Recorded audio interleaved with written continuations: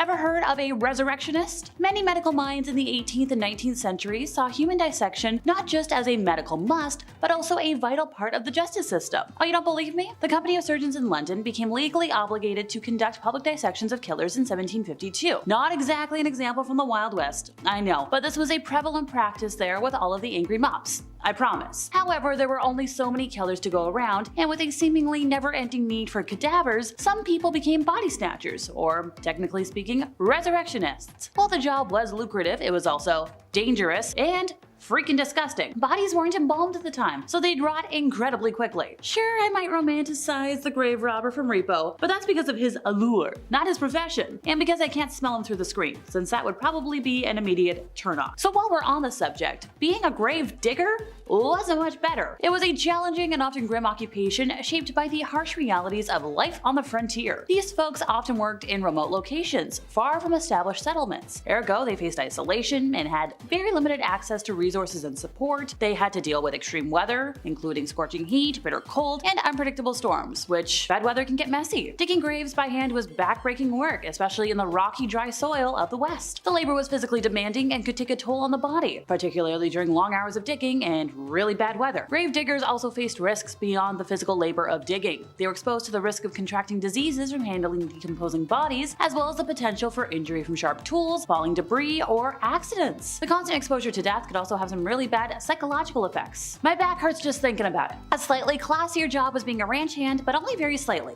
Like, barely. It was obviously a very rough and tough and often dirty job. Ranch hands worked long hours performing physically demanding tasks such as herding cattle, branding livestock, mending fences, and repairing equipment. The work was often strenuous and required strength, endurance, and skill. From dawn till dusk, these folks were out in the elements, working hard to keep the operations running smoothly. This time period was known for its harsh and dusty environment. These ranch hands spent their days riding horses through the rugged terrain, enduring dust storms, and facing exposure to the elements. I know, I keep mentioning it, and I'm gonna keep mentioning it. The work was dirty, with hands and clothes caked in mud, sweat, and dust by the end of the day. Also, ranch hands often slept in bunkhouses or tents, with very limited access to bathing facilities or clean clothes. Like, I don't even want to picture the diseases that would pass through a place like that. Ever hear the phrase, "I'm gonna tan your hide for saying that"? Well, tanning hides was less of a threat, more of a job back in the day. Obviously, it was a very dirty and odorous job, characterized by a series of messy and labor-intensive tasks. This gig began with the initial step of acquiring raw animal skins, which often came from cattle, sheep, deer, or other animals raised or hunted in the area. These hides are typically covered in red fluids, flesh, and hair, requiring meticulous cleaning before the tanning process could begin. Ranch hands, or hunters, would bring the freshly harvested hides to the tannery, where they would be sorted and prepped for processing. The first step involved removing any of that said remaining flesh, fat, connective tissue, which is so gross. After fleshing, the hides are typically soaked in a solution of water and lime to loosen the hair and to prepare it for the process. This step often produced a foul odor, as the lime reacted with the organic matter, creating a pungent smell that permeated the air. Additionally, the hides had to be stirred or agitated regularly to ensure even treatment, further adding to the mess and the icky odor. Overall, tanning hides was a dirty, smelly, and labor-intensive job that required skill, patience, and a strong stomach.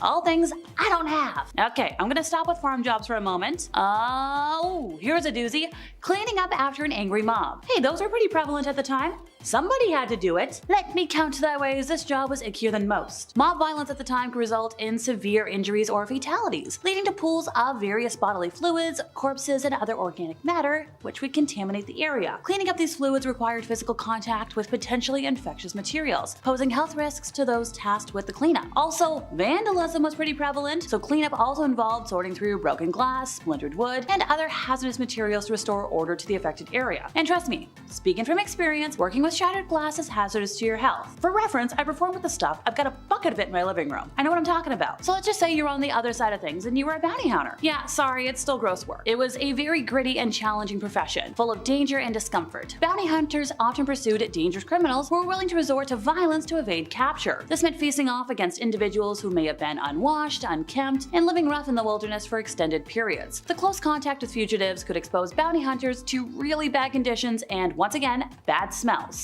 Okay, how about this? They had to go through rugged landscapes, they had to go through the forest, they had to go through the desert, they went through every single area, dealing with long days of trekking through mud, dust, underbrush. Well, you're gonna get some filthy, sweat-soaked clothing and equipment, which that's not comfy and also hygiene. So let's say a reward was offered for somebody dead or alive, and you needed proof that they were dead? Well, that proof could be a severed head, a recognizable body part. So let's add that evidence, combined with the fluids, gore, and decomposition associated with dead bodies. I don't know about you, but for me that makes the handling of rewards a repulsive and nauseating task, so we're gonna nope out of that one. This might be an obscure job. Ever heard of a pure finder? Well, body waste was very useful throughout history, and it turns out dog poop was no exception. It was used as a drying agent by tanneries to make leather. The rules of supply and demand meant that collecting dog poop became a full-time job for people called pure finders, who roamed their area on the hunt for dog droppings. The job was certainly dirty, but it was very profitable, and at the time, enviable. It was a great enterprise before competition became too fierce. I know beggars can't be choosers, but once again, there was no way I could have stomached doing this one. I know I'm a nitpicky person, but I mean that in the literary sense, not the actual job. Being a nitpicker in the Old West was undoubtedly a grim and unpleasant job, but it served a vital purpose in addressing the hygiene and health concerns of the time. Nitpickers were tasked with removing lice and their eggs, known as nits, from the hair and clothing of individuals who were infested with these parasites. Lice infestations were common in crowded and unsanitary living conditions, such as those found in mining camps, frontier towns, settlements, bunkhouses. The presence of lice and other vermin could cause intense itching, discomfort, and skin irritation, making it essential to eradicate them. The Old West was characterized by rough living conditions, so that you're gonna find lice, poor sanitation, lack of clean water, limited access to bathing. Well, once again, you're gonna get lice, you're gonna get pests, it's not fun. Nitpickers had to work in these unsanitary environments, often without proper protective gear, because it didn't really exist yet, or any other protective measures, which means their risk of exposure going all the way up. Removing lice and nits required close physical contact between the nitpicker and the infested individual, be it animal or human. This meant handling dirty, greasy hair and meticulously combing through it to identify and remove lice and eggs. The process was time-consuming, labor-intensive, and required patience, dexterity, and attention to detail. Nitpicking was often associated with poverty, poor hygiene, and social marginalization. Nitpickers were sometimes viewed with disdain or disgust by others in the community, leading to social ostracism and discrimination. This stigma could make the job even more unpleasant and emotionally taxing for those who performed it. Also, lice infestations were not only a nuisance, but also a potential vector for disease transmission. Scratching bites caused by lice could break the skin, leading to secondary infections and the spread of pathogens. Nitpickers were at an increased risk of contracting illnesses such as typhus, fever, trench fever. And the lack of essential dental care resources meant oral hygiene also took a backseat to survival, and a pristine smile was a very rare gem. Toothbrushes were a luxury, and brushing one's teeth was an afterthought for many. And it gets worse, because it always does. When faced with dental issues like cavity or root canals, the remedies were far from sophisticated. Brace yourself, as the favored method was just simply getting barbers and even blacksmiths acting like makeshift dentists and just extracting your offended tooth with pliers. Women in the Wild West were often more conspicuous about personal hygienes with their male counterparts, or more than their male counterparts. Despite the challenges of privacy and limited resources, many women made effort to wash regularly, using nearby rivers and streams for basic cleanliness. This practice, alongside the advantage of being indoors, more often allowed them to maintain a higher level of personal hygiene compared to men. This gender difference in hygiene and hygienic practices showcases the early recognition of the importance of cleanliness among women, and it highlights their role in setting standards for personal care, even in a time where bathing and washing were not as so common in a practice. Cowboys and cowgirls of the Wild West era weren't just fashion trendsetters, but their choices of accessories served a dual purposes of practicality and hygiene-wise. Bandanas often provided protections against the gritty winds and scorching suns, and there's also another hidden benefit. In a time when the access to clean water and regular bathing was very limited, personal hygiene practices weren't always up to par, so the bandana, often worn around the neck or face, acted as a makeshift shield. Not only did they safeguard against dust, but they also aided in reducing the spread of germs and unpleasant odors that people so commonly came across the rugged days of the Wild West. And also, if you smelled, at least they can cover it up. In the Wild West, alcohol-fueled bar brawls were common, often escalating to very dangerous levels. The infamous firewater, a potential mix of burnt sugar, alcohol, and chewing tobacco, frequently ignited tempers over trivial matters. While many brawls resulted in minor injuries, some spiraled into deadly conflicts. This volatile environment where a simple disagreement could lead to lethal outcomes paint a vivid picture of the lawlessness and rough justice that characterized the era. The prevalence of such violent encounters in saloons highlighted the harsh realities of life in the Wild West, where disputes were often settled with fists or weapons rather than words, underscoring the perilous nature of social interactions during this time. In the 1800s, diseases like cholera, as I mentioned, was a major cause of death in the American frontier. The necessity to prioritize drinking water over uses like laundry and dishwashing exacerbated exasperated the risk of disease outbreaks. So cholera in particular claimed thousands of lives, affecting both settlers and indigenous populations. The arrival of European settlers in the Americas had a catastrophic impact on Native American populations, primarily due to the introduction of diseases like smallpox, measles, and influenza. Native Americans had no prior exposure or immunity to these diseases, and they had suffered devastating losses, with some estimates indicating a reduction of up to 90% in their populations. This tragic aspect of colonial expansion underscores the lethal impact of infectious diseases in populations without natural immunity, highlighting one of the most significant and tragic consequences of the European settlement of the Americas. This grim reality of the frontier life underscores the vulnerability of populations to common diseases in the absence of modern sanitation and medical knowledge. It highlights the precariousness of life during this period, where everyday resources and practices could also mean the difference between health and widespread illness. The westward expansion of settlers under the banner of Manifest Destiny had a significant health implication. As they veneered into new territories, they encountered unfamiliar diseases to which they had little immunity due to poor living conditions. This exposure to new pathogens posed a significant health risk, often overwhelming their already compromised immune systems, and this aspect of frontier expansion highlights the unintended consequences of exploration and settlement on the health of the settlers, revealing the challenges and dangers they faced in unfamiliar environments. Hospitals in the 1800s, prior to the understanding of bacteria, often did much harm than good. The lack of sterilization of medical instruments in close patient quarters facilitated the rapid spread of diseases. These medical facilities, intended for healing, ironically, became hotspots for infections and diseases transmissions. The conditions in these early hospitals reflected the limited medical knowledge of the time and the challenges of providing healthcare in an era unaware of basic hygiene principles. It illustrates the paradox of places designed for healing inadvertently becoming centers of illnesses, a stark contrast to the sanitized medical environments of today. Despite the advancements of medical science, some rural doctors in the 1800s continued to use leeches for bloodletting, based on the outdated belief that diseases were caused by excess blood. This practice, largely abandoned by academic physicians, persisted in smaller towns, highlighting the discrepancies in medical knowledge and practices across different regions. The continued use of leech therapy in some areas served as a reminder of the slow decimation of medical knowledge and the persistence of traditional practices even in the face of emerging scientific understanding. There was a time, of course, a terrifying epidemic known as syphilis swept through a population like wildfire. In a quest for a remedy, medical professions turned into a substance that hold the key: mercury. Despite the severe side effects, patients endured a grueling routine of daily applications of mercury ointment.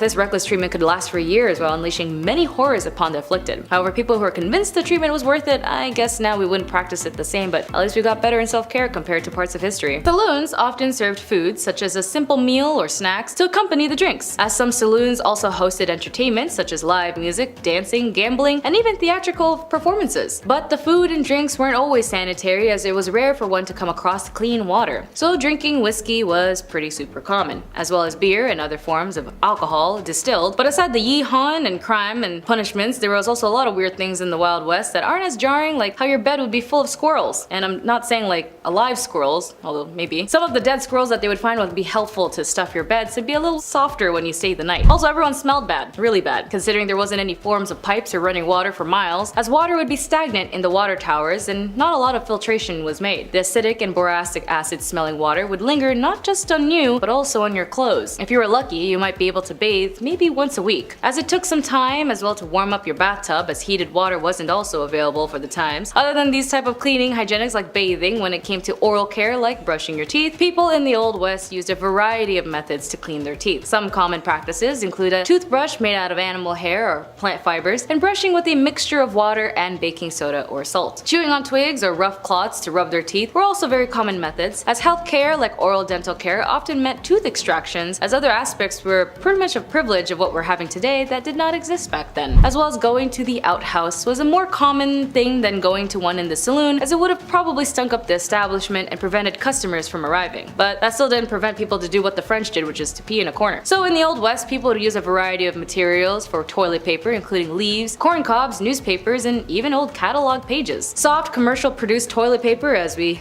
are very privileged to know today, didn't become very widely available until the late 19th century. And since they didn't have plumbing, as these outhouses were so common and gross, they stunk, as they attracted many types of wildlife to slither their way in with you. They had bugs like black widows, and if you're extra unlucky, maybe even poisonous snakes. Also, because of the trades of goods of many were tobacco, spittoons were located everywhere. In almost every saloon, if not, you'd be finding yourself slipping on someone else's spit. Due to the widespread of the chewing tobacco in the 19th century, spittoons were a common fixture in public areas, including railroad stations. Their intended purposes was collecting tobacco juice spit from a distance, so typically they were built heavy and low to the ground. So with a wide mouth or funnel top, in the United States, public health departments launched an anti-spitting campaign to stop the spread of TB as it became more and more aggressive in smaller populated areas. Tuberculosis had forced some of these states as spitting to be illegal, as it still is, and by the mid-20th century, spittoons were finally gone from most public spaces in the United States. I don't really think right now they still have spittoons, but that's gross. Even the towels used to clean the bathroom and the bars at saloons were the same towels you'd wipe your face if you had too much beer foam. People kept spitting, and so it was so outlawed that because of the respiratory disease went rampant in the regions, if you kept spitting, you'd be charged with a $500 fine. But either way, the Wild West, from the daily politics to hygienes, times do be changing and the world keeps on spinning. With gambling as super apparent in saloons as it was also useful pastime, it was also a risk if you were a cheat, and you might also have to cheat death, because you're not supposed to do that. Some, like the weapon fight at the OK Corral, were the outcome of long simmering feuds and rivalries, but most were the result of confrontation between outlaws and law enforcement. Although in movies, televisions would like to us believe otherwise, it was very rare when pew-pew fights occurred with the two standing fighters off squarely facing one another from a distance in a dusty street. They would just knock your butt out. The romanticized image of the Old West style fight was born in the dime novels of the late 19th century and perpetuated in film era to make such a point that this fiction version of what our mind's eye quickly conjures up when we hear the word weapon fight. You know what I mean. In actuality, the real fights of the Old West were actually so rarely civilized that yes, we might have heard some of these famed robber criminals like sharpshooters like Billy the Kid, Calamity Jane, Jesse James, and Annie Oakley. They wouldn't really wait, you know, unlike Clint Eastwood films. It was probably more rotted than it was organized, and the Wild West saloons were also known for its culture of its violence. Weapon slingers and outlaws, as I mentioned, often frequent these establishments, and disputes were often settled with a handheld weapon fight. Even saloon owners would also provide their own weapons for their patrons, and saloons itself would become a battleground during an open firefight. Saloons would also appear in every town and were your average pit stop on a long journey, and if you're a man who hasn't seen or felt the touch of a woman in a very long time, and you can afford it, you might stop by to a certain saloon for a drink and quench whatever thirsty self you might be craving. Like a gentleman's club, most Wild West saloons catered almost exclusively to the white men in the frontier, although women could sometimes find work in the bars as dance hall girls or workers of the evening. But of course, you have the madam of the house making sure the security of her girls are okay, but when it comes to money and gold rushes, it was pretty much more valuable than the average person's life. Respectable women didn't frequent Wild West saloons, but women who were less concerned about their reputations might find work there. Many saloon girls were widows and had no other means of support, or young girls who were seeking something more than working on their family farm. They wanted adventure, if you know what I mean. The girls were to dance with the men and get the men to buy them drinks, earning as much as $10 per week, which is pretty a lot for back then. Most saloon girls also made commissions from the drinks they sold, and whiskey sold to the customers were generally marked up to 30 to 60% over its wholesale price. But like all dames who worked in these type of eras, were definitely in her bag, as her status would be noted and gossiped throughout town. One famous saloon girl was also named Fanny Porter. Fanny's family arrived in Texas when she was just 1 year old, immigrating from England. Growing up as both an immigrant and the middle of the Wild West may have inspired her to enter the sporting life, as she took up the trade as a teenager and opened up her own brothel at the age of 20 in San Antonio. In some ways though, these saloons would have been another term for these women of the night to rebrand themselves as cantina girls. However, despite themselves and the services they provide, their life expectancies were actually short. In a typical night, and I'm not just talking about in case, you know, someone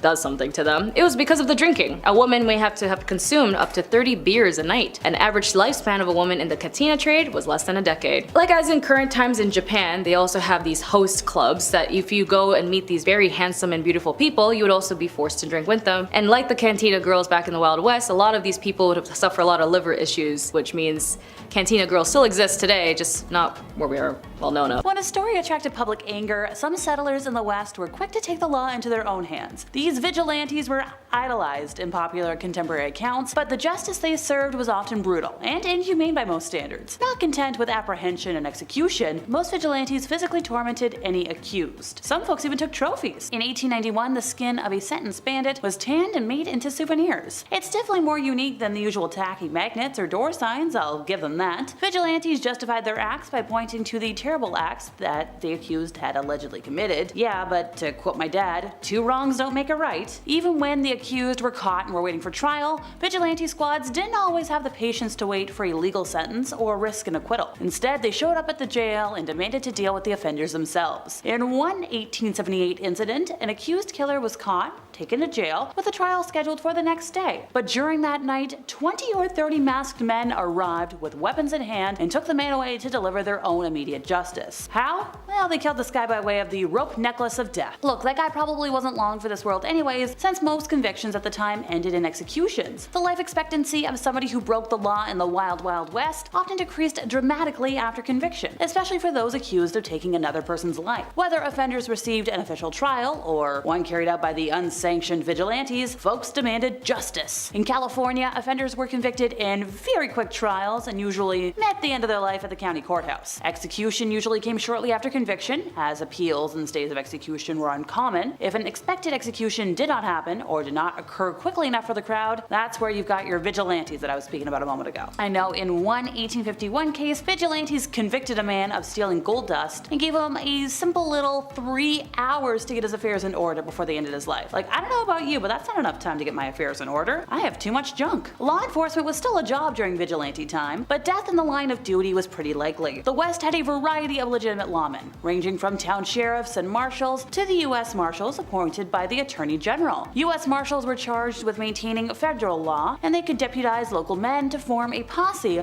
when greater numbers were necessary. And during this period, deaths in the line of duty were kinda common. The U.S. Marshals alone had several deadly incidents. In 1872, a marshal and 7 members of his posse were fatally harmed when they tried to take a prisoner from the custody of another court. In 1885, a deputy marshal and 3 members of his posse engaged in a deadly firing exchange. A prisoner escape claimed the lives of a deputy marshal and 2 posse members in 1887. Another did the same to 2 deputy marshals and 1 posse member in 1893. The West still holds a lot of records for the deadliest incidents involving multiple law enforcement casualties. Not records I want to see broken anytime soon, mind you. Contrary to what you might think after all that, many towns did indeed try to enforce weapon control and restrictions. The Wild West had no shortage of fireable weapons, creating a worrying situation for lawmen trying to prevent violent offenses. Towns like Tombstone, Arizona, and Dodge City, Kansas required visitors to surrender their weapons whenever they entered the town. In fact, the 1881 firing exchange event at the OK Corral started as a conflict over Billy Clanton and the McLaury brothers refusing to give up their weapons when they entered Tombstone. Anyone defying a western town's weapon control laws was likely to meet a violent end. Author and cowboy Andy Adams describes the laws of Dodge City in his account published in 1903. The buffalo hunters and rangemen have protested against the iron rule of Dodge's peace officers, and nearly every protest has cost human life. Don't ever get the impression that you can ride your horses into a saloon or fire out the lights in Dodge. It may go somewhere else, but it don't go there. Most cowboys think it's an infringement on their rights to give up firing in town, and if it is, it stands. For your weapons are no match for Winchesters and buckshot, and Dodge's officers are as game a set of men as ever faced danger. Look, I know weapons control is something law enforcement still struggles to enforce till this day, so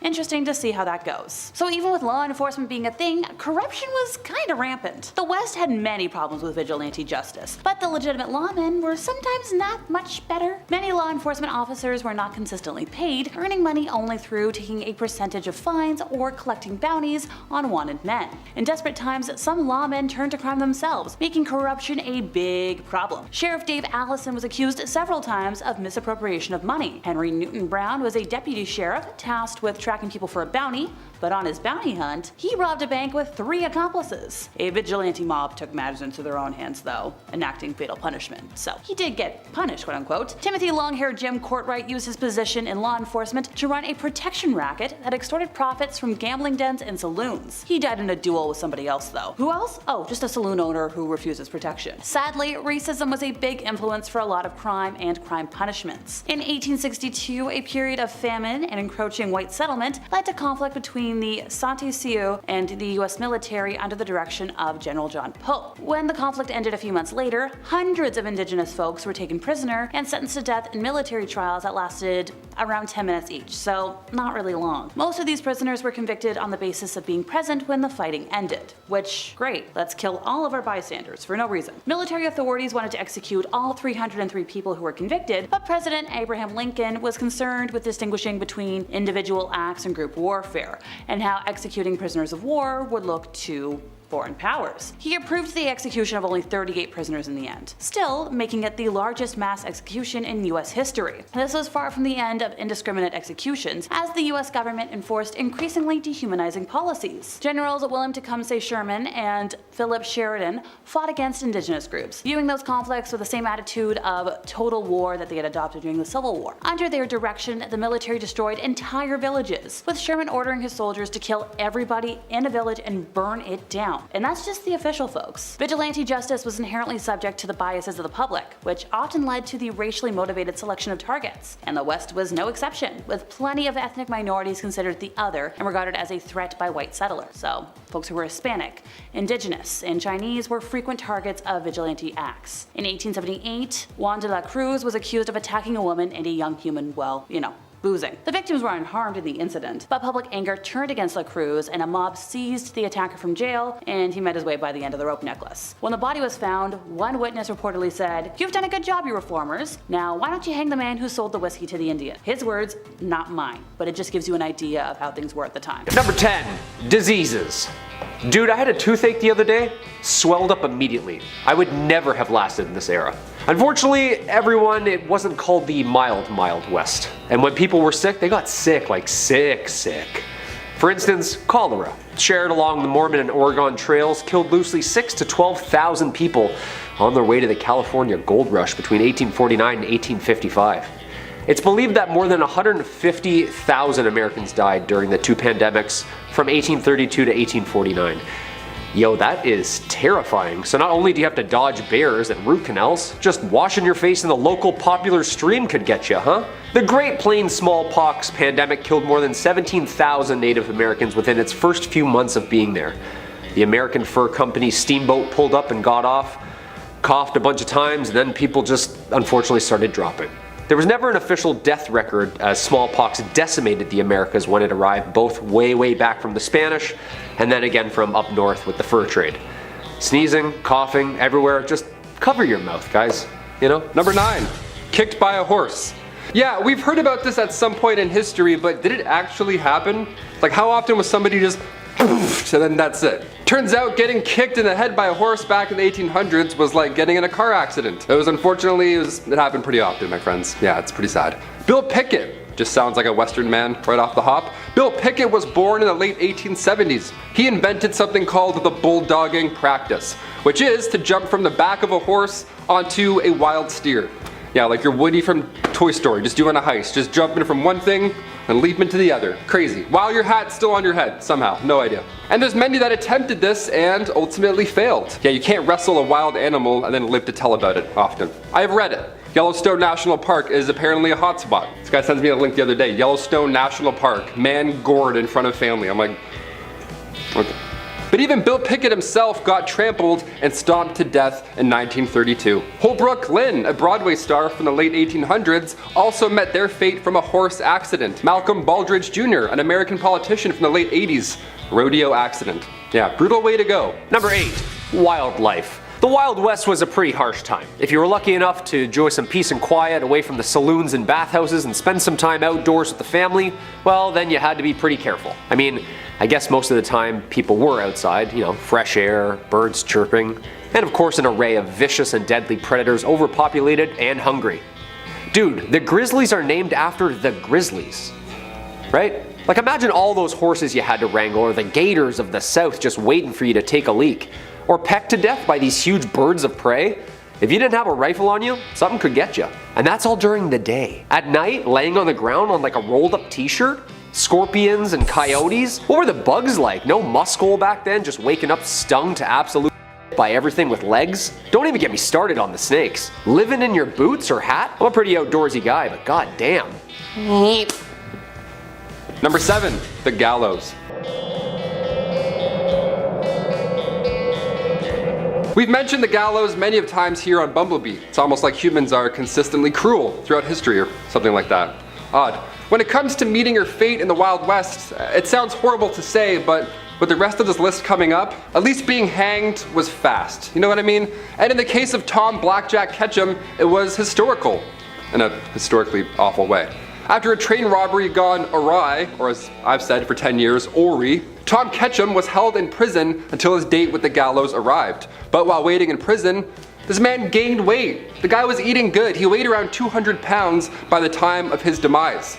And dark detail here, but his body was so heavy when he was hanged that his head just kinda, I don't want to say anything here on YouTube, but like his head, that's all I'll say, just.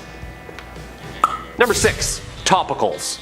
If we know anything about doctors from history, is that sometimes they didn't get it right. Most of the time, super helpful, and then like sometimes, yeah, I have a cough, here's some ammonia. Come on, you can trust me. Just call me Doc. You know what I mean? Doctors in the mid 1800s, wild west times were just like jarring and bottling everything up. Everything had a remedy. There were coaches that would just sell topicals and ailments. Hair loss? Here you go. Sore legs? Here you go. Tuberculosis? Ooh, yeah, sorry son, that's gonna kill you. We don't have a cream for that one. And tons of painkillers, of course, like opiates, morphine. Everyone's running around jonesing with cold sweats. Basically, you could just pull up to a remedies wagon and ask for either cocaine syrup or cannabis fluid or opium needles and be on your way. Every elixir, cure, and potion. This time literally went from medieval root canals to widespread vaccines in like 60 years. Pain leaves for headaches? Ooh, I'll take that one, please.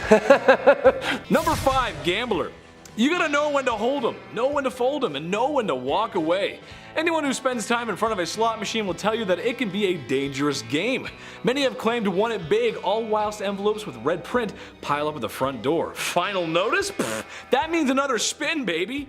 Well, this is a similar story of the Old West, but instead of a one-armed bandit, there were actual bandits with 2 arms and guns.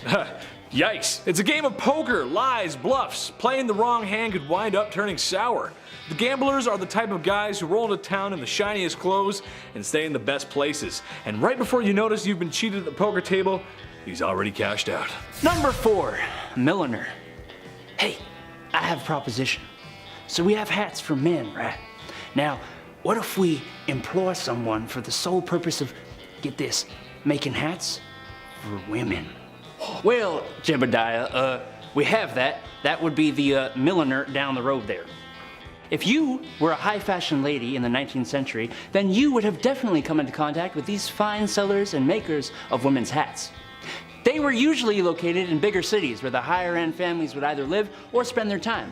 And you should take a look at some of these hats. They are works of art. Maybe some are a little whack, but hey. Number 3, con man. You'll like this one, guys. You're gonna like this one. There's nothing more peculiar, more strange, more theatrical than a snake oil salesman. Where would John Marston be without Nigel West Dickens? I don't know. They were traveling salesmen who were swindlers, liars, crooks, thieves, selling pseudoscience products to folks who just didn't know any better. It would work something like this. I would show up in town with my traveling cart of wares and mysteries. There, standing on a small crate, like the one I'm standing on right now, I would give the town my best sales pitch. Introducing Dr. Andrew's new and improved Life Vigor supplements. Here before you find folks is a tall bottle of rejuvenation, made from the finest ingredients across the globe. Ginger, ginseng, milkweed, red sage, English mace, golden currant. And as if that weren't enough, Dr. Andrew's new and improved Vigor supplement has the minerals and vitamins that carry you through a long day's work in the fields. Vitamin A through K, copper, iron, potassium. This bottle here is not to only put a pep in your step and refill your stamina, but also cures what ails you. A proven cure for fever, chills, indigestion, cholera, yellow fever, dysentery, and even known to help heal broken bones. Modern science has brought this gift to you today, ladies and gentlemen. And all you have to do now is say yes. Say yes to rejuvenation and yes to Dr. Andrew's new improved Vigor supplement. I think you guys get the point. $49.99. Number 2, a photographer. Want to never smile for eternity? Get your picture taken in the Old West. During the 1860s and 70s, the frontier was a wondrous, exotic place, which made it an excellent place to be a photographer. Sure, you had people who could draw and paint the landscapes and the people of the place, but people were distrusting of artists' interpretations. Pictures sold you the place exactly as it was. The high-quality images were in high demand. Every government survey and all the major railroads had official photographers. Photographs made for excellent evidence of plots of land, mines, and other structures for investors. But that's boring. More excitingly, Common people with a bit of money would often go and get really not grim, not boring pictures taken like this. Number 1, gunslinger. I bet you when someone says Wild Wild West, the first thing you think of is a gunslinger. A cowboy riding his horse into the sunset, with his cowboy hat and big iron on his hip. Every step into the saloon is echoed with the jingle jangle of spurs on the heels of his leather boots. No, this isn't a country singer concert. This is the Old West, the life of a lonesome gunslinger and outlaw, riding town to town, either getting away from trouble or looking for it, really. The same kind of folks who got their name up on a wanted poster. Just be sure Sheriff Stringbean ain't around to look for you, that's all I can say. Also, fun fact, bounty hunting is still allowed in the US today. That's crazy, who would've thought? Kicking off the list at number 10, going the distance. First things first, how much was an IPA back in the 1800s? That's why we clicked this video, right? That's all we want to know. Some beers today cost like $13 at the bar. What's going on? Nowadays we have happy hour, drink specials, wine pairing suggestions that go along with your meal. We have affordable alternatives today at the bar. Back in the 1850s, saloons would price their drinks depending on how far away you had to travel to get there. Isn't that wild? In the Yukon, their shots of whiskey were like 50 cents a pop. That was a lot of money back in the day. If you were to ask for the same drink in a local saloon, say in Colorado, you could get numerous beverages for the same price. And as you would expect, the fancier the establishment, the more you'll spend. But either way, it's not going to be comfortable. Number 9, manure everywhere. The 1800s were changing times, especially on the western frontier. Cities were being built, America was under reconstruction, and if you see my video on the 1800s technology, then you know how things were about to get a little wild. Except something I want to talk about today is, well, it's gonna drive moms and wives nuts across the country. How many times have you told your husband or the kids to wipe off their feet before coming into the house? Or stop wearing their shoes in the house? Right? It's the worst.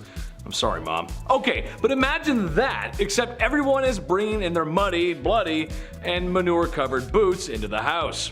Horses and livestock were just a part of everyday life. That means droppings, or road apples, as they're so commonly called. The smell alone on a hot summer day could make any cowboy turn green. I think I'm going to puke, Dad. Number 8, no stools. Okay, this one's for all the bartenders out there. I see you. I respect you. Bar seating is vital. You get your regulars coming in. Joan with the limp, she's so nice. She's always so nice every day. Always gets a grilled cheese. She's the best. Always a smile on her face. Individuals who want to grab a bite and read the paper, obviously they don't need to take up an entire table for 8, so you have spots at the bar. It's ideal. We're used to this. But back in the Western days, bar stools just weren't a thing. Bar spots it didn't exist. You couldn't sit and vent to your local barkeep about why your ex hasn't texted you back. They didn't have stools at the bar. They just had the rail at the bottom for your foot. Just that little bar rail there for the little lean right there. A nice cowboy lean. Yeah, I'll just eat fish and chips standing up leaning. Awesome. Just the thing you want after walking in the sun all day long. A foot rail. Number 7, duels at high noon. Let me paint a picture for you, partner. It's a warm summer night, and you find yourself sitting at a card table in a saloon that's named after a barnyard animal. The piano is blasting a ragtime tune as waiters bustle about, serving drinks to unruly cowboys that fill the establishment. In front of you are 3 unsavory characters, each more than the next. As the night goes on, so do the poker chips. And when one gentleman ain't taking kindly to his losses, some insults about each other's mothers are exchanged. A powerful slap reaches the man across the poker table, matching the energy of Will Smith on an Oscar night. Too soon? I don't know. Wow, wow, West. Wow, West. That's when it's settled. Tomorrow at high noon, they're gonna settle this like gentlemen. A duel at noon with guns. That's how they did it. Does it get any more classic than that? I don't think so, folks. The clock strikes noon, and only one outlaw remains, and he's married to Jada Smith. Number 6, only talking. Here we go. You ever go to a bar, you're having a nice time, you and your pals order some Caesar salads for the table, the night is now well on its way, we're feeling good. Then 10 o'clock hits and you see a band start to set up. Okay, game time decision. Do we settle up and leave before they start, Or do we give them a chance, end up feeling bad, and feel obligated to stay until the very end at 3 a.m.? It's tough. Usually the latter ends up happening. Back in the 1800s, we didn't have to worry about such an issue.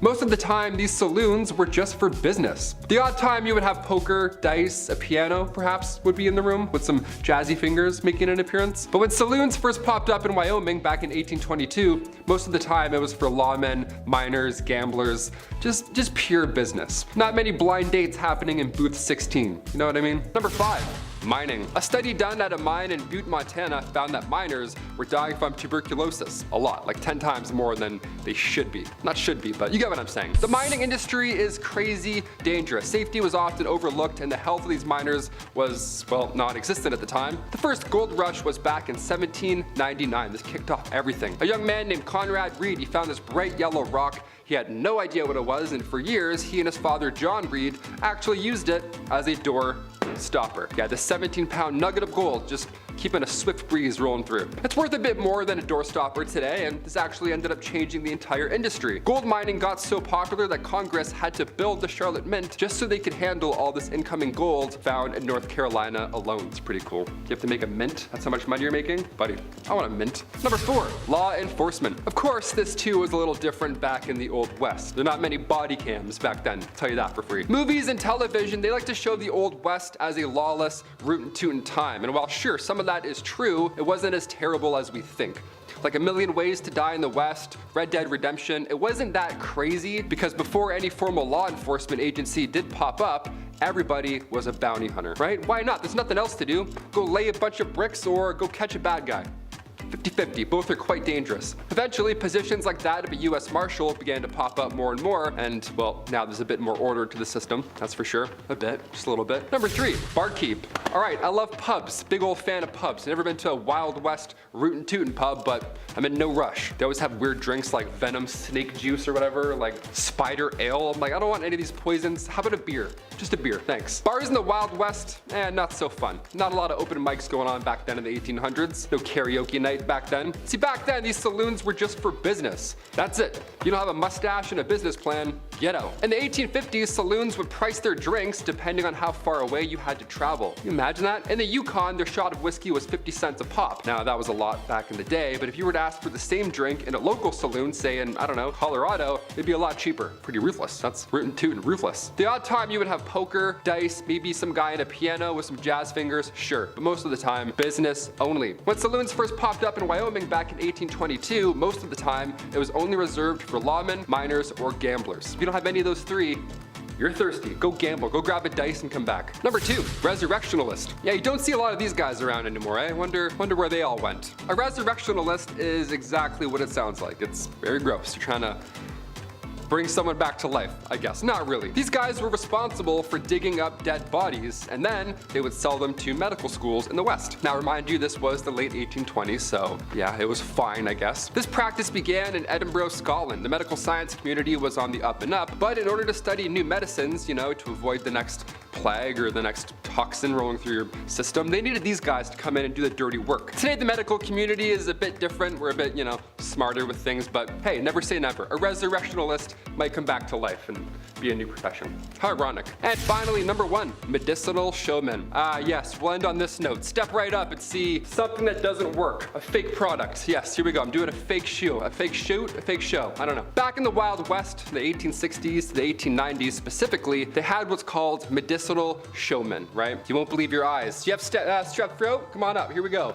Definitely gonna fix that. These guys would go town to town selling elixirs and tonics, whatever, but it was all about the pitch. That's pretty much all they had. They would have pawns, like their buddies, run ahead into town and then plant themselves in the audience before these random medicine shows. That way, when the world's greatest showman doctor arrives, he randomly picks an ill patient that he knew was there, and then boom, just like that, he's cured. Almost like a magic show, right?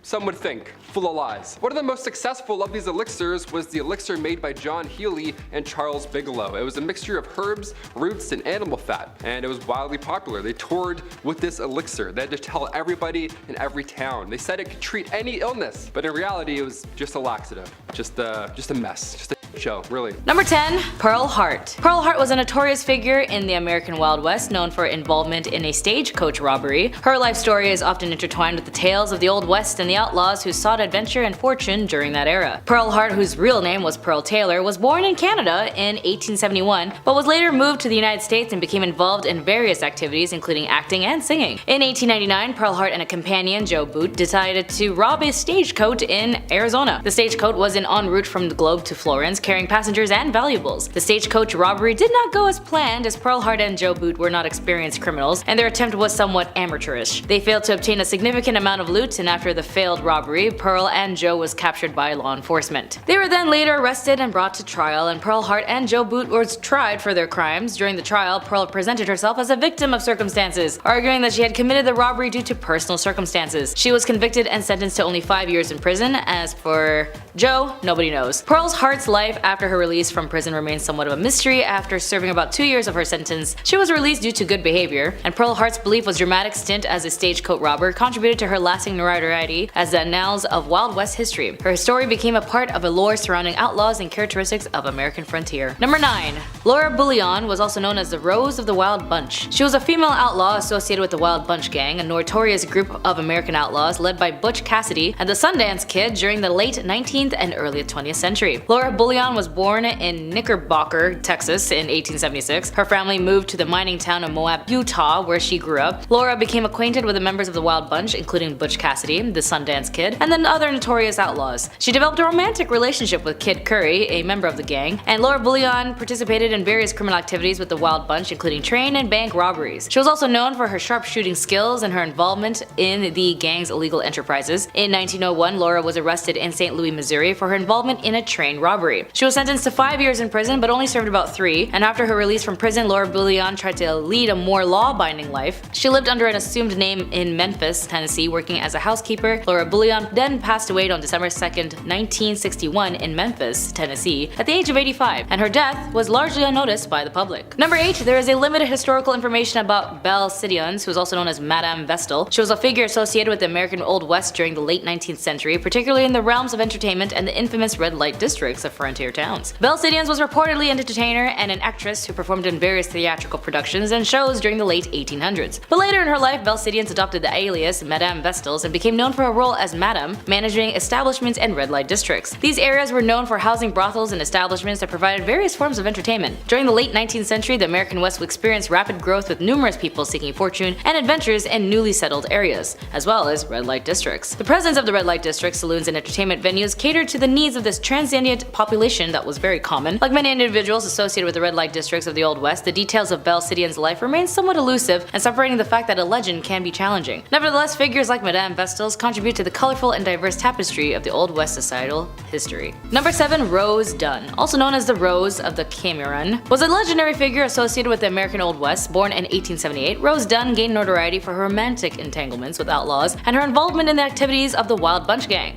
Rose Dunn was also born in Indian Territory, which later became Oklahoma, in 1878. She came from a large family, and her brothers were also known for their involvement in outlaw activities. Rose Dunn then became romantically involved with George Bitter Creek Newcomb, a member of the Wild Bunch Gang led by Bill Doolin. The Wild Bunch was notorious for its involvement in train and bank robberies, as we know. In 1895, a shootout occurred in the Dunn family ranch involving lawmen seeking to capture Dunn brothers and their associates. During the confrontation, Rose's brother John Dunn was killed, and her older brother George Dunn was captured after the death of Bitter Creek Newcomb. Rose Dunn then lived more of a settled life, and she married Charles Albert Noble, a farmer, and they had a family. Rose and Charles lived in Cathridge, Missouri. Rose Dunn then passed away on February 5th, 1955 in Parachute, Colorado. Number 6. Sarah Jane Newman was born in Tennessee in 1817 and later moved to Texas. Also known as Sally Skull, was a figure associated with the Texas frontier during the mid-19th century. Her life story involves elements of violence, crime, and romance, contributing to her notoriety in the history of the American West. Sarah married George Washington Skull, a Texan and a participant in the Texan War of Independence. George Skull operated a ferry and owned a ranch in a location known as Skull Crossing in the San Antonio River. The crossing was an important point for travelers and cattle drives, as the Skull family became involved in violent feuds with the Taylor family over land and cattle. This feud escalated and resulted in several killings on both sides, with also casualties in 1867. During the height of the feud, Sally Skull was widowed after her husband George Skull was killed. Following his death, she sought out revenge and killed several members of the Taylor family. And after the killings, Sally Skull was captured and imprisoned. She was definitely tried for the deaths, but was charged or dropped due to to insufficient evidence, and after her release, Sally Skull's life became less eventful as she lived in relatively obscurity and passed away in 1888. Next, Mary Ellen Pleasant, the most powerful black woman in the Golden Rush era. Historians indicate that Pleasant was most likely born a slave but got her freedom at an early age. She worked on the Underground Railroad as a young adult, ushering enslaved people out of the South and into the northern states. Like many others seeking their fortunes during the gold rush, Pleasant and her husband moved to San Francisco. Here, she works as a cook and waitress and a professional eavesdropper. I know we're all taught not to be nosy, but Mary Ellen learned from the conversations of wealthy patrons, intentionally listening in for valuable information. She took what she learned and began applying it as banking and monetary skills that launched her immediately upwards. She took what she learned to help build a substantial fortune and eventually became one of the richest women in the city. Pleasant was an astute investor whose portfolio included real estate, railroads, restaurants, boarding houses. Pleasant's wealth, however, could not shield her from racism. In 1866, a streetcar conductor in San Francisco refused to let her board because she was black. Outraged, Mary Ellen sued, and the case went all the way to the California Supreme Court. In a historic decision, the courts ruled that segregation on streetcars was illegal in California. However, in return, the Supreme Court reversed the damages Pleasant had been awarded in a lower court ruling. You win some, you lose some, and sometimes you get both. And now it's Donna Barcello. Described as the supreme queen of refinement and fashion, Donna Barcello was a prominent saloon owner and a professional gambler in Santa Fe in the 1830s and 1840s. Barcello was recognized for her charm and sharp business skills, which helped her establish as an influential member of high society during the heyday of the Santa Fe Trail. In 1835, Barcello opened a hotel and casino in the city center of Santa Fe. The establishment encompassed an entire city block and featured lavish decorations including chandeliers, drapes, mirrors, and imported furnishings. The casino became a destination for local socialites and trail travelers for its opulence. Barcello oversaw the casino's operations and regaled patrons as one of the card dealers, widely known as the best dealer of the card game Monte across the entire Southwest. Seeking trade deals and investments that increased her wealth and social status, exercised economic and political sway, she made her fortune from real estate and gold ventures in addition to her casino. And when the American civilian government established itself in Santa Fe during the Mexican-American War in 1846, Barcello allied herself with Americans and assisted them by providing information and at times money. Accounts and representation of Barcello were often embellished by those who had labeled her the Queen of Sin. Barcello continued to operate her casino through the 1840s and died in January of 1852. Upon her death, she left several residences, properties, and fortune to her family, including 2 adopted daughters, in addition to substantial contributions to the Catholic Church and the city of Santa Fe to be used for charitable endeavors. Next up is Sing Choi. She's also known by the name China Mary and was an unofficial leader of Tombstone's Chinese community in the 1880s who supplied labor and opened laundries, restaurants, gambling halls, dens, and a general store. The Old West will always be remembered as an era of cowboy, but during its peak years, Tombstone was actually controlled by a female immigrant. She arrived in Tombstone sometime around 1879, and at that time the Chinese population was 11 people, and she recognized the unprecedented profits waiting in the western boom towns. Mary's general store was in the center of Hoptown, a Chinese district of Tombstone. Mary's store dealt in both American and Chinese merchandise, and she gained a reputation as a universal accommodator. Everyone knew that nothing in Hoptown was done without China Mary's go-ahead, and so she was held in the highest of esteem throughout Tombstone society. She was an organized and shrewd business operator who had an attitude that discourse was bad for business. Her private police force handled any problem that arose within her community. Mary enjoyed the highest of respect. As a result, she could act as a sort of intermediary between her community and other ethnic groups. She was the conduit that made cooperation possible. She was not only a cunning businesswoman, but a sympathetic humanitarian and calculating capitalist. Mary was a genuine immigrant success story. Even as a woman in the Old West, she wielded real power. She died in December of 1906 from heart failure when she was 67. Flesh is in the name and it's her game. Susan LaFleche. This is the story of the first Native American to earn a medical degree. Born on an Omaha res in Nebraska as a young girl, she watched a sick indigenous woman wait all night for a white doctor who, after being called several times, just never came. The woman died the next day, and as Susan later wrote, "She saw the need of my people for a good physician." Susan's father taught her her own culture and traditions and then sent her to the reservation's Presbyterian school where she learned English, and then high school for further education to survive colonial society. She applies to the Women's Medical College of Pennsylvania. It's a bold move on her part because even during this time, the most privileged of white women of America faced enormous backlash when attempting a medical degree, let alone a poor native girl. Despite this, she graduated a year early and first in her class. Rejecting a potentially comfortable life on the East Coast, she returns to the Omaha reservation and became the sole doctor for more than 1,200 people across 400 plus miles, and she was only 24 years old. She marries, she has 2 kids, and she never stops. In fact, she keeps going till she has enough donations and supplies to open the first hospital on a reservation that was not funded by the government. Unlike the absent doctor that she remembered from her childhood, Susan helped anyone who needed it, regardless of race or ethnicity. On September 18th of 1915, Susan passes away. She worked hard to build a bridge between 2 worlds as her father advised, and it was evident at her funeral. 3 priests eulogized her, but it was a member of the Omaha tribe who delivered the final words in the Omaha language. And now for the last lady on the list, Cathy Williams, who also went in reverse as Williams Cathay from 1866 to 1868 with the famed Buffalo Soldiers who patrolled the 900-mile Santa Fe Trail. She was the first African-American female soldier to enlist in the Army. She's the only documented black woman to serve in the Army in the 19th century, and she's the only known black female soldier to be a part of the Buffalo Soldiers. Post-war job opportunities for newly freed slaves and for African Americans in general were non-existent, so many had no choice but to turn to the military service for employment stability, but also newfound access to healthcare, education, post-war benefits by way of pension. Her enlistment starts in November of 1866 in St. Louis, Missouri. A cursory examination by an Army surgeon should have outed Williams as a woman, but since the Army didn't require full medical exams at the time, she was minty. Eventually, her 3rd round with smallpox has a surgeon discover her secret in 1868. The post-surgeon found out I was a woman, and I got my discharge. The men all wanted to get rid of me after they found out I was a woman. Some of them acted real bad to me, Williams said. Once again, dressed as a man, Williams signed up to an emerging all-black regiment, the 38th U.S. Infantry, which would eventually become part of the legendary Buffalo Soldiers. These units dotted out the landscape of the American West and showed tremendous skill and valor in a range of duties. They fought in skirmishes with indigenous people, escorted vulnerable wagon trains, built forts, mapped the territory, protected white settlers, all with subpar equipment and a lot of racism towards them. In trying to make a life for herself, Williams could not have known her story had traveled. It landed with a St. Louis Reporter, and in January 2nd of 1876 edition of the St. Louis Times-Daily, Williams officially became a headline when her story was published. Accounts say she died in 1893, shortly after being denied disability compensation required for her illness. Not for being undeserving of it, but simply because they couldn't grant it to her due to the fact she lied about being a man. Number 10.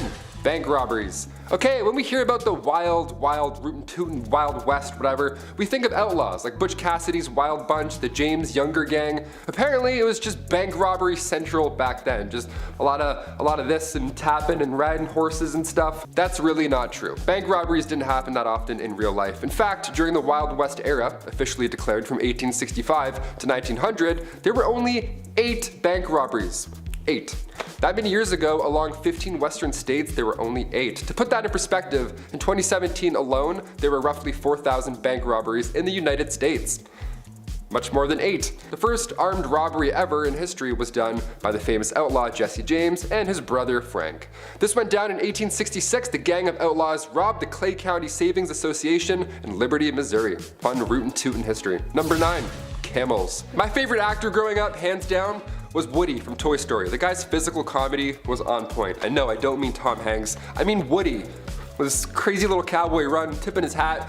But what's a cowboy without his horse, right? As soon as Bullseye got introduced in Toy Story 2, the picture was complete.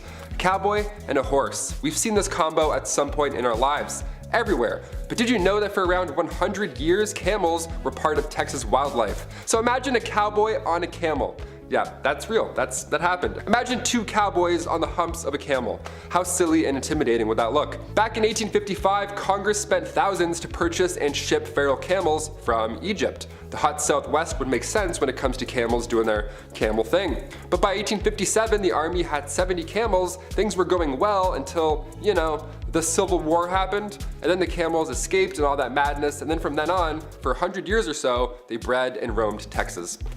Yeehaw, on a camel, have fun. Number 8, cowboys. Alright, since we're talking about cowboys, let's really talk about cowboys. Who were these guys? Was everybody just a cowboy off the bat, or did you have to earn it like a knight? What's the deal here? Well, the guys that we picture in our brain, like Woody, those are cattle herders, and then buffalo, thousands of them, they would roam the land to eat and find water. They would travel miles away, so the herders would follow on horseback and then drive them back to their ranch. They mostly ate beans, dried meat, obviously, and a lot of coffee. Those are the three main ingredients of yeeing and hawing. Am I a cowboy? I love beans and coffee. Coffee beans? Huh, don't even get me started. A classic Western outfit was the denim jeans and chaps, the leather covers that, go over your legs. The large rim hats were called Stetsons. Aside from looking cool, they were large enough to keep the sun out of your eyes. That hat would also double down as a drinking bowl for their horse. Sharing is caring. Number 7, the Bison Express. Humans are responsible for the disappearance on many wild animals in one way or another. It's usually our fault. Yeah, going back to the Wild West, the year 1869 specifically, that's when the Pacific Railroad was done. It was open to the west to all these explorers, but now they were whipping across these wild lands in record speed, passing hundreds of bison every single trip. Eventually, it didn't take long for these railroads to advertise hunting excursions on these trains. So yeah, guests would climb aboard the top of the train cars and hunt on the top of the trains. Yeah, on the top they would just shoot these animals for sport. Obviously the train couldn't stop and go back for the bodies, so they would just leave them. This one man, Orlando Bond, nicknamed the Brick, he apparently shot thousands himself. He rode the express so many times his rifle caused him to go deaf in one ear. This was done purposely to deprive Native Americans of their food supply. Now our bison's number are incredibly low, something like 2% of what it once was, and humans, well, we're still pretty garbage. What do you know? Number 6, alcohol. These saloons cowboys would visit, was there a bouncer? Did you need 2 pieces of ID? What was the drinking age back then? Well, besides the swinging saloon doors, it really wasn't a fun time at all. Alcohol back then, first of all, was basically just poison. Actually, it was literally poison sometimes. They had whiskey like 40 rods and Tao's Lightning. You have a couple of those and you're literally passing out in minutes. Nobody was getting cut off in old-timey saloons. The bartender wasn't like, hey, how about a water, buddy? Let's get you home. No, it was a show. They had this one drink on bar rail called tarantula juice.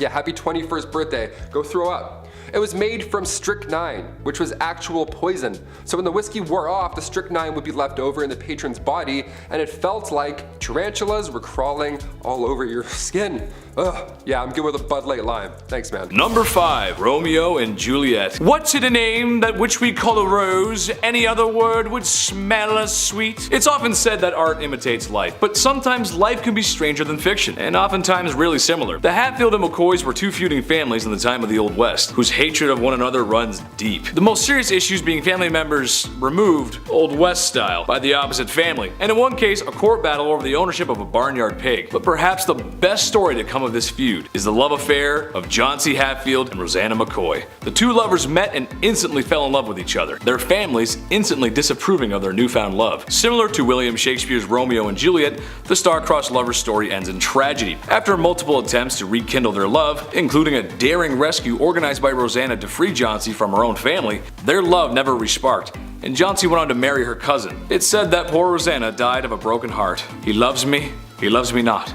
He loves me, he loves my cousin? Number 4, bank robberies. If you're going to parody the Wild West, you need a horse, you need a hat, and you need a big sack with a $sign on it. Apparently, wasn't it like Bandit Central? Weren't there bank robberies on every dusty corner in every dusty old town? No, there actually was very little, in fact. Bank robberies didn't happen that often back then. In fact, during the Wild West era, officially declared from 1865 to 1900, there were only 8 bank robberies in total. To put that in perspective, in 2017 alone, there were around 4,000 bank robberies in the United States. So it got a lot worse after the Wild West. Now we're on like wild, it's like 17 wilds at this point. The first armed robbery ever in history was done by famous outlaw, you may have heard of them, Jesse James and his brother Frank. This was in 1866. The gang of outlaws robbed the Clay County Savings Association in Liberty, Missouri.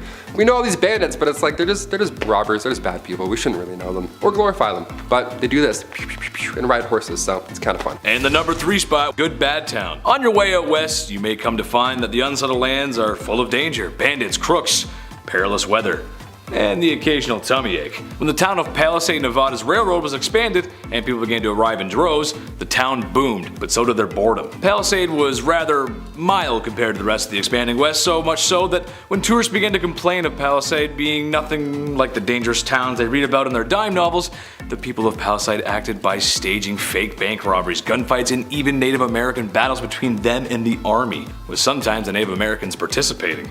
Also going as far as using real cattle blood during the staged combat. The citizens of Palisade were such effective actors that a lot of tourists began to run back to the train in fear of what they were seeing. Nothing more American than capitalizing on boredom. Number 2, Helena duels. Have you guys heard of Helena duels? They're pretty intense, and they're a bit more intense than breakdancing battles, which honestly it's pretty close, but these are like right above it. Helena duels began of course in Helena, Texas, aka the toughest town on earth. At least that's what they called it back in the late 1800s. It still is pretty close. The Helena duel began here. There's even a movie called The Duel with Woody Harrelson and Liam Hemsworth. They showed this style of combat in a pretty brutal cinematic way. Opponents' left hands were tied together with buckskin and each were given a small little blade. It had to be short enough so you couldn't reach any vital organ. That was the trick. It was a brutal detail that made this an unusual event. But just like the Romans and the Colosseum, everybody likes watching violence. Depending what era it is, people are like, yeah, we'll still show up and watch people die, sure. People would make bets during these duels. How did anybody watch these at all? I can't even scroll through Reddit at night without seeing something awful, let alone a Helena duel at like 4 p.m. And the number 1 spot. I don't like your snoring, partner. There were a handful of dangerous criminals back in the Wild West. This includes John Wesley Hardin. Born to a reverend in 1853, his parents hoped he would grow up to be a preacher. He turned out to be one of the most deadliest outlaws to ever live. Hardin claimed many lives over the years, but most bizarre was when he shot a man for snoring. One night in 1871, while staying at a hotel, Hardin was having trouble sleeping due to the man in the next room snoring loudly. Hardin promptly shouted at the man to stop snoring. Irritated with no response, he fired several shots into the next room, claiming the man's life. After years of being an outlaw and spending a lot of time in jail, he was released for good behavior, where he then received a full pardon. With his full pardon, Hardin was then able to take and pass the bar exam, afterwards setting up a law practice in Gonzales County, Texas. If your lawyer has a longer criminal history than you, there's a good chance you're not going to beat the case. Number 10, Boot Hill burials. In the Old West, many towns had a boot hill, which was essentially a graveyard where outlaws and bandits and all those bad people alike were all buried with their boots on. Specifically with those on right there. See, these cemeteries were often lacking proper markings, and the dead were buried quickly, sometimes a little too quick without a coffin, reflecting the harsh and lawless nature of frontier life. It wouldn't be abnormal to see a boot sticking up out of the ground on your way home from work, is what I'm saying. Today that would be quite jarring, but back then, completely normal. How yucky is that? I'm like, oh, size 11.5?